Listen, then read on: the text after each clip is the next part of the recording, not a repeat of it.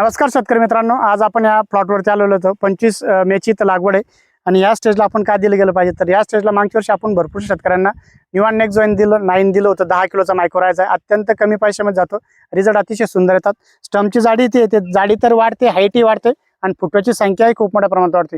निवान next join जो mycorrhiza आहे 10 किलो वन टाइम तुम्हाला सोडायचा आहे। पूर्णतः वॉटर सोल्युबल हा आहे, ड्रिपमधनं तुम्हाला काहीच येते। व्हिटॅमिन सी मायक्रोरायझा आहे, त्याच्यामुळे व्हिटॅमिन सी ची मात्रा इथं मुबलक प्रमाणात उपलब्ध होते आणि पानाची जी रुंदी एकदम जबरदस्त होते। क्लोरोफिल पानामध्ये वाढल्यामुळे पिवळापणा दूर होतो, हाईट वाढते, फुटव्याची संख्या वाढते आणि ड्रिप न दिल्यामुळे लगेच त्याचा मुळामध्ये इंजेक्ट झाल्यानंतर जे रिझल्ट ते 5व्या-6व्या दिवसापासून तुमच्या प्लॉटमध्ये चेंजेस व्हायला सुरुवात होतात आणि याचे रिझल्ट मागच्या वर्षी ज्या शेतकऱ्यांनी वापरले होते आतापासून त्यांचा एक राऊंड झालेला आहे, भरपूरशा ठिकाणी त्यांनी वापरलेलं आहे बी।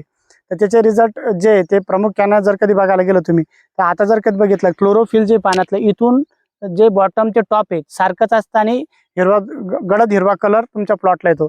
शेतकरी मित्रांनो, जर कधी आमचा व्हिडिओ आवडला तर व्हिडिओला शेअर आणि फॉलो करायला विसरू नका। धन्यवाद शेतकरी मित्रांनो।